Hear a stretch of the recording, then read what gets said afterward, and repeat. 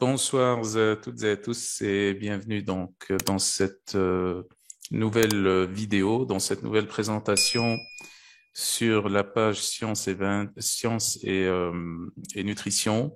Ce soir, comme nous l'avions déjà annoncé, nous allons discuter un peu du Covid long et du post-Covid. En fait, cette petite présentation qu'on va faire maintenant est une continuation en fait de la conférence de la dernière fois qu'on avait faite, moi et Patricia, sur l'immunité, sur l'immunonutrition. Donc, nous allons essayer de donner quelques notions sur ce qu'est le Covid lent, le post-Covid, et puis essayer de donner des ébauches de solutions. Bien sûr, c'est une question un peu plus complexe à traiter, et donc cette présentation-là ne sera que une introduction. En fait, on va juste survoler cette question du post-Covid qui est d'actualité. Et on pourrait faire même toute une conférence là-dessus, voire une formation là-dessus, vu que le problème est assez complexe. Donc, comme vous allez le voir, le Covid lent post-Covid regroupe en fait plusieurs chapitres et en fonction des atteintes qu'on peut avoir euh, dans le cas du post-Covid, Covid lent, eh bien les prises en charge et aussi les physiopathologies sont complètement différentes. Donc, déjà pour commencer, essayons de définir ce qu'est le Covid lent.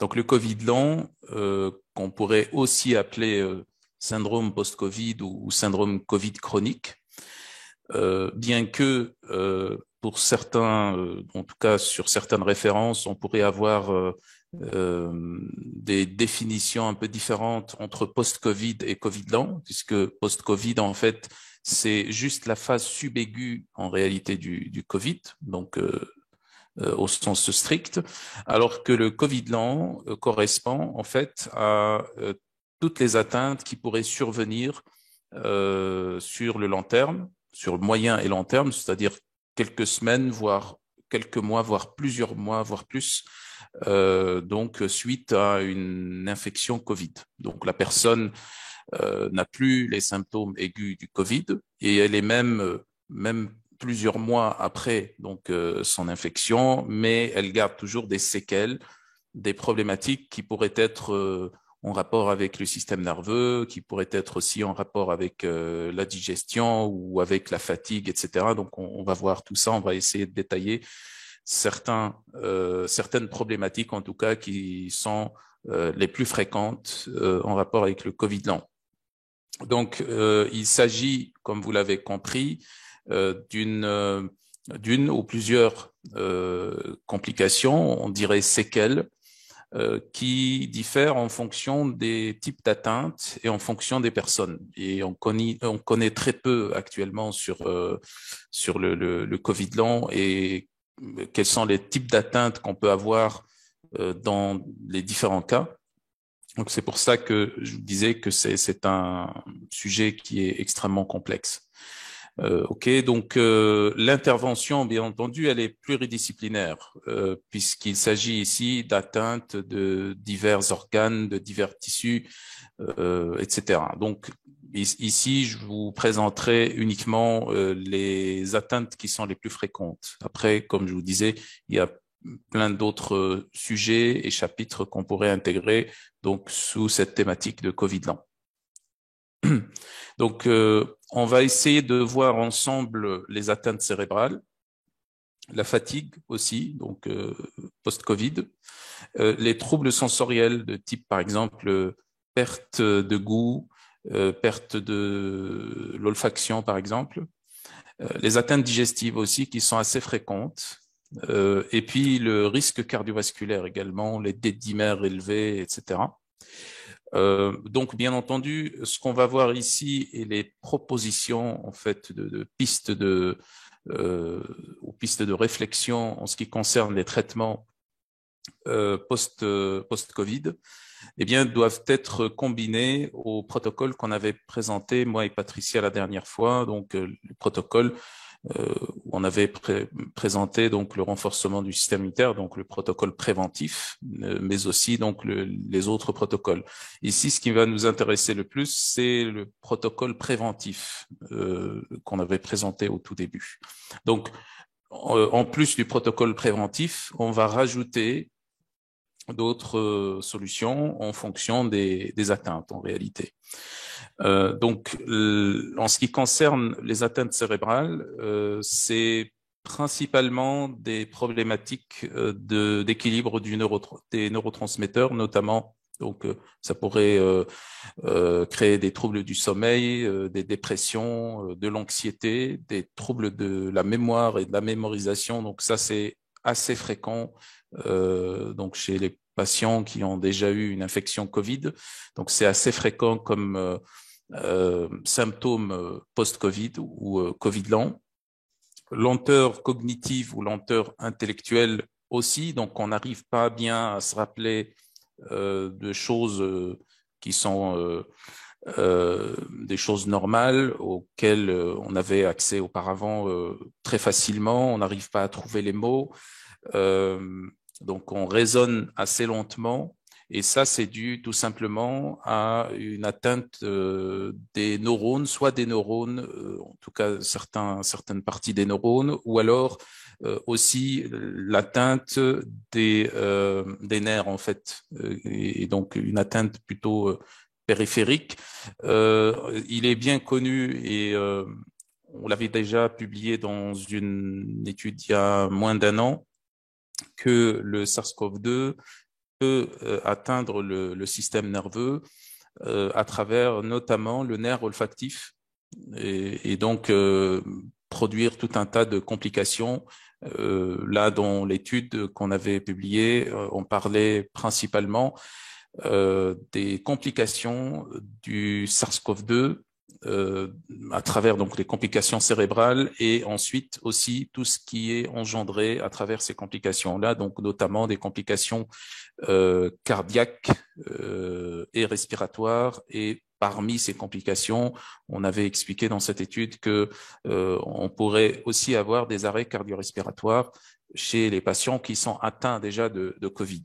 Mais à travers cela et au-delà de tout ça, on pourrait avoir donc des séquelles d'atteinte cérébrale, donc suite à une infection qui aurait touché aussi le système nerveux, le cerveau. Ça pourrait aussi atteindre également la moelle épinière. Bon, le premier touché, c'est d'abord le cerveau et les organites paracérébrales, donc tout ce qui est noyaux gris centraux, hypothalamus, etc. Mais aussi, rien n'empêche que ça atteigne aussi la moelle épinière. Okay, donc ceci va conduire à des altérations structurelles et aussi biochimiques au niveau du système nerveux, ce qui va perturber soit donc la production, synthèse des neurotransmetteurs, soit également la transmission de l'influx nerveux, donc, qui se fait par les différents neurotransmetteurs, donc destruction au niveau des synapses, au niveau de certaines zones du système nerveux, ce qui pourrait donner donc ce spectre très varié de symptômes que vous voyez ici, donc les troubles de sommeil, la dépression, l'anxiété, les problèmes de mémoire, etc. Donc dans ce sens-là, il serait intéressant déjà de réaliser une bonne détoxification. Donc là, je vous donne comme ça donc des pistes de réflexion sur ça, mais je pense que la plupart d'entre vous ont déjà une idée sur ce qu'on pourrait faire en détoxification, notamment du brocoli ou du glutathion, du N-acétylcystéine par exemple. Donc des neurotransmetteurs aussi, on pourrait voir à travers donc les différents symptômes qu'on pourrait avoir, par exemple dépression en général, c'est des problèmes de sérotonine notamment, anxiété en général, c'est des problèmes de catécholamine, sommeil par exemple, mélatonine ou GABA. En fonction de cela, on pourrait envisager donc un protocole qui pourrait restaurer le ou les neurotransmetteurs déficitaires ou problématiques. Et bien entendu, il faudrait euh, résoudre ou corriger toutes les problématiques de déficit ou de carence, bien entendu. Donc là, un bon multivitaminé serait très intéressant. Aussi, en ce qui concerne la fatigue chronique, donc là, on parlerait de fatigue chronique ou de fibromyalgie globalement. Difficulté, par exemple, à euh, bien récupérer au niveau de l'appareil locomoteur, que ce soit au niveau des muscles, mais aussi au niveau des articulations. On peut avoir, par exemple, des douleurs articulaires, surtout les douleurs qui sont les plus fréquentes, c'est les douleurs au niveau des genoux et au niveau des hanches, aussi au niveau du dos. Donc, vous avez des personnes qui ont été atteintes de Covid et qui, au-delà donc de cette atteinte, plusieurs mois après, n'arrivent pas à récupérer une bonne activité motrice, une bonne activité ou une bonne fonction musculo-squelettique. Donc, qui est due bien entendu à une dégradation de la quantité de protéines au niveau musculaire, en fait, tout simplement une dégradation des unités contractiles au niveau du muscle, et ce qui va engendrer tout simplement des douleurs au niveau musculaire, une faiblesse musculaire, une moindre endurance qu'avant, aussi des douleurs au niveau des articulations parce que les articulations vont supporter donc le poids du corps et puis tout le stress mécanique qui est obtenu à travers donc le mouvement ou l'activité physique. Donc les articulations supportent déjà ce poids, mais quand on a des muscles qui sont suffisamment forts, donc les muscles portent en partie donc ce poids. Quand les muscles deviennent plus faibles, on a cette problématique-là, donc de douleurs notamment articulaires. Et donc la problématique principale ici, elle est mitochondriale. C'est ça qu'il faut bien comprendre. Les mitochondries, en termes de leur fonction et en termes de nombre aussi, diminuent. Donc il y a quelques études là-dessus qui montrent que ça diminue, soit en termes de nombre, on a en gros dans une fibre musculaire à peu près entre 2000 et 3000 mitochondries en fonction en tout cas là des types de fibres musculaires, mais là on parle beaucoup plus des fibres musculaires rouges, donc d'endurance. Donc on a à peu près 2000 à 3000 mitochondries dans ces fibres, dans ce type de fibres musculaires. Et ces mitochondries, leur nombre diminue suite à une infection Covid notamment, ou d'autres types d'infections aussi, suite à un syndrome inflammatoire très, très important, très grave. Donc, on pourrait avoir ces problématiques-là. Donc, on pourrait donc résoudre ces problématiques. En tout cas, on a déjà une idée si c'est un problème mitochondrial, et ça apparaît comme si c'était réellement le cas parce que on a des collègues médecins et thérapeutes là qui ont donné des protocoles donc, pour régénérer les mitochondries et pour lesquels ça a bien fonctionné. Donc, notamment avec des vitamines du groupe B, avec du coenzyme Q10, aussi avec de la L-carnitine également. Donc là, c'est très bien, mais aussi il faudrait également une activité physique qui soit bien adaptée au niveau actuel des patients, une activité qui va induire une sorte de réentraînement à l'effort, si vous voulez. Donc, il faut tenir compte du niveau actuel du patient, de ses contraintes, et puis faire une activité physique progressive qui permettrait de développer plus donc d'unités contractiles au niveau du muscle et également plus de mitochondries. Donc, il faudra agir sur les mitochondries. Il faudra également donner du magnésium, supplémenter en magnésium. Ça, c'est très important pour faire fonctionner la glycolyse. Et puis, lutter aussi contre l'inflammation parce que l'inflammation va aggraver encore la situation. Ça va créer plus de dégradation protéique au niveau musculaire et ça va également impacter également le fonctionnement des mitochondries. Alors, on pourrait avoir aussi, comme on l'avait déjà dit au début, des problèmes d'olfaction, de goût. Ça, c'est aussi très fréquent. Des personnes qui, même après un an, n'ont pas encore récupéré à 100% leur odorat ou leur capacité de goût. Donc ça, c'est tout simplement dû à une atteinte du nerf olfactif, donc ce qui en fait c'est la structure en fait nerveuse qui est touchée en premier, puisque le SARS-CoV-2 pénètre en général par les voies aériennes et souvent donc par le nez. C'est pour ça que donc ça explique pourquoi on fait des tests RT-PCR par prélèvement nasal. Donc les récepteurs en fait à la fois de l'olfaction et de la gustation également peuvent être touchés, mais beaucoup plus ceux de l'olfaction, même si la gustation peut être aussi touchée. Vous savez qu'on ressent aussi le goût à travers en partie les récepteurs olfactifs également qui sont au fond du palais. Et donc ça aussi pourrait impacter également la sensation du goût également. Donc quelque chose que je pense est assez bien connu et assez bien développé par rapport à ces troubles sensoriels et qui pourrait donc améliorer donc ces troubles sensoriels, c'est bien le zinc. Puisque dans les cas de déficit en zinc, on observe justement, entre autres, ces problématiques-là, notamment l'anosmie. Mais il y a aussi donc tous les vitamines du groupe B qui pourraient améliorer également, surtout la vitamine B9 et la vitamine B12 surtout, mais les autres vitamines du groupe B sont intéressantes aussi parce qu'ils fonctionnent en synergie avec les vitamines B9 et B12.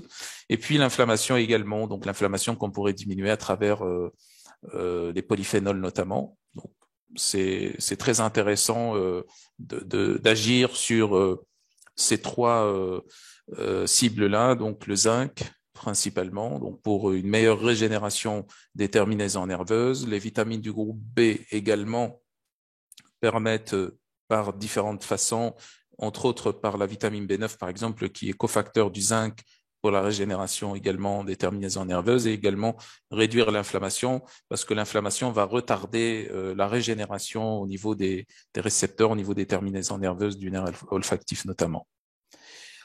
On avait dit aussi qu'on pourrait avoir aussi une atteinte digestive tout à fait normale puisque quand on sait que 13 à 14% des récepteurs ACE2, donc les récepteurs ACE2, c'est les récepteurs par lesquels donc le SARS-CoV-2 peut pénétrer au niveau des cellules de l'organisme. Donc, on a à peu près plus de 90% de ces récepteurs qui sont situés au niveau de la muqueuse alvéolaire, mais on a également donc entre 13 et 14% à peu près de ces récepteurs au niveau des entérocytes, au niveau des intestins, donc la muqueuse intestinale des entérocytes. Ceci fait que donc ces récepteurs-là, donc cette quantité de récepteurs au niveau des intestins fait que c'est un lieu ou un point d'entrée très important du SARS-CoV-2, bien que l'infection, elle n'est pas intestinale. Donc la COVID n'est pas une infection intestinale, c'est une infection pulmonaire. Donc ce qui explique donc la quantité de ces récepteurs ACE2 explique pourquoi la COVID est une infection respiratoire pulmonaire et non pas une infection intestinale ou un autre type d'infection. Mais malgré cela, donc 13 à 14% de ces récepteurs, c'est une quantité énorme par rapport. Donc c'est vraiment la muqueuse qui contient, c'est la muqueuse qui contient le plus de récepteurs ACE2, donc de points d'entrée du SARS-CoV-2 après la muqueuse alvéolaire. Donc on pourrait avoir des problématiques de type troubles de digestion, donc des indigestions notamment, des problèmes d'absorption aussi, des troubles gastro-intestinaux de type ballonnement, douleurs intestinales, problèmes de nausées, reflux gastro-œsophagien, des gaz, etc. Donc c'est les troubles gastro-intestinaux classiques en fait qu'on peut avoir. Donc un déficit enzymatique au niveau des enzymes digestives, notamment soit au niveau de l'estomac, soit au niveau du suc intestinal principalement. Une dysbiose intestinale qui accompagne en général ce type de problématique. Et donc là, on a une large gamme en fait de problématiques qui sont d'ordre digestif. Et donc cette problématique-là, notamment la dysbiose, mais aussi les perturbations gastro-intestinales peuvent aussi impacter à travers le système nerveux entérique, peuvent aussi, et le nerf vague, peuvent impacter également la synthèse des neurotransmetteurs dont on avait parlé auparavant. Donc, ils peuvent impacter la synthèse des neurotransmetteurs indirectement également. Donc, c'est très important à ce moment-là de prendre en considération ces atteintes digestives chez les patients post-Covid. Donc, si vous avez quelqu'un qui ou vient avec des problématiques digestives, pensez à poser des questions par rapport à une éventuelle infection Covid, soit récente, soit ancienne, qui date de quelques mois, voire plusieurs mois. Donc là, les traitements, bon, principalement, ça serait donc, il faudrait résoudre la problématique de la dysbiose et il faudrait également résoudre les problématiques de déficit enzymatique. Et également, on pourrait agir sur l'inflammation, sur plein de choses. Ici, on a plusieurs cibles, donc on n'aura pas le temps ici de détailler tout. Donc, les probiotiques pourraient être intéressants. Les enzymes digestives aussi pourraient être temporairement aussi intéressants également. Des anti-inflammatoires également. Des composants qui pourraient régénérer l'intestin, notamment l'arginine, l'ornithine, la citrulline, la lysine. Donc, tous ces composants qui pourraient régénérer l'intestin pourraient être aussi très intéressants. Des polyphénols aussi pourraient être intéressants également dans ces cas-là. Et donc, cette problématique digestive, en fait, c'est toujours à mettre en correspondance également avec une éventuelle atteinte cérébrale. Donc, atteinte cérébrale, atteinte digestive, c'est souvent très lié. Et souvent, on a les deux, mais à des intensités qui sont différentes. Donc, il faut bien penser à voir, donc quand on a un problème digestif, à voir aussi du côté des neurotransmetteurs et vice-versa également. Donc également, on a ces problématiques qui sont bien connues et assez répandues aussi de risques cardiovasculaires, notamment des problèmes de thrombose, des dimères élevés aussi, donc ce qui est l'une des caractéristiques en tout cas du Covid, mais aussi du Covid lent, du post-Covid aussi.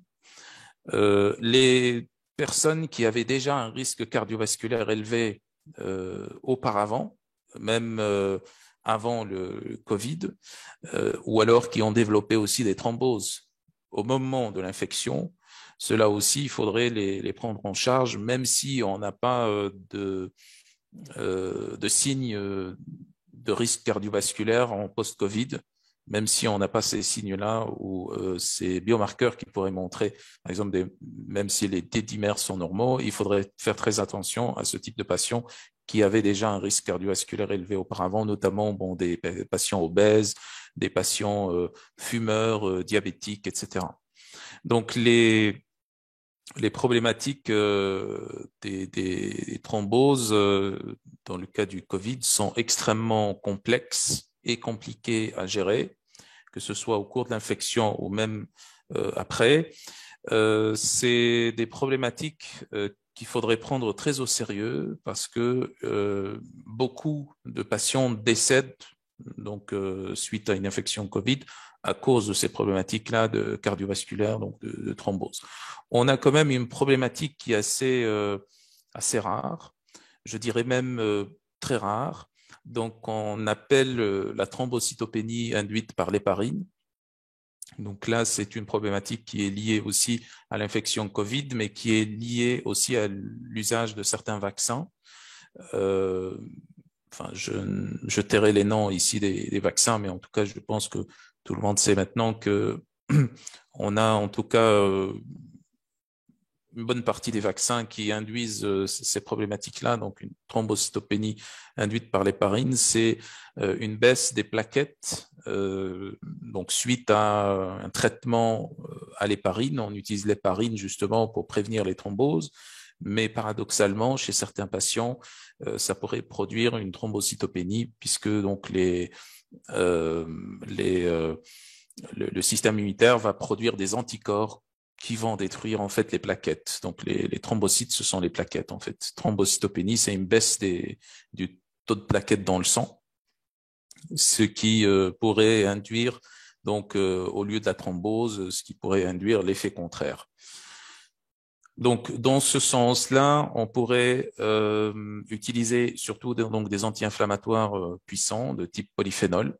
Donc, les polyphénols en général ont des propriétés anti-inflammatoires très puissantes, des oméga-3 aussi, ça c'est bien connu, et puis de la coenzyme Q10. La coenzyme Q10 protège, diminue le risque cardiovasculaire, diminue aussi la pression sanguine, protège le cœur aussi, puisque je rappelle que le cœur est l'organe qui contient le plus de coenzyme Q10 chez l'humain, mais chez tous les mammifères en général. Donc, une dernière chose à dire aussi par rapport à ce syndrome de Covid long ou syndrome post-Covid, que les problématiques sont toujours entremêlées et très complexes. Donc là, ce que je vous ai présenté ici, ce sont, on va dire, des problématiques qui sont assez fréquentes et qui sont fréquemment donc combinées à d'autres problématiques qui pourraient être donc un peu moins fréquentes, qui pourraient être plus rares. Et donc il faudrait faire très attention. Donc dorénavant, donc quand vous avez quelqu'un qui a déjà fait une infection ou même deux infections, parce que là on a aussi des patients qui font plus une infection Covid plus d'une fois. Et donc il faudrait prendre en considération ces problématiques-là principalement, mais il faudrait voir aussi et essayer de lier les différents symptômes qu'on pourrait avoir ensemble et essayer de trouver des liens donc avec ces symptômes. Voilà, donc malheureusement, je ne pourrais pas, en tout cas c'est compliqué pour moi techniquement d'accéder aux commentaires pour pouvoir essayer de répondre aux questions. J'essaierai quand même de jeter un coup d'œil après, donc après le direct sur les commentaires et peut-être si j'aurai le temps, je répondrai à quelques questions. Et donc n'hésitez pas à nous mettre dans les commentaires votre avis sur les différents formats qu'on a proposés donc ces dernières fois. Donc vous avez le format classique là, donc questions-réponses avec Cédric. Vous avez aussi donc le format conférence, donc conférence avec c'est-à-dire quelqu'un d'autre, comme la dernière fois on avait fait par exemple la conférence immunité qui s'est d'ailleurs bien déroulée avec Patricia. Sinon, il y a donc ce type de format donc de petite conférence, on va dire, où on défile quelques slides, où on explique certaines choses un peu plus complexes qu'on ne pourra pas expliquer à l'oral ou même avec le format classique, donc questions-réponses. Donc, n'hésitez pas à nous mettre dans les commentaires votre avis sur ces différents formats. Et moi, donc, je vous souhaite une très belle soirée et je vous dis donc à très bientôt et au prochain lundi. Merci et très belle soirée. Au revoir.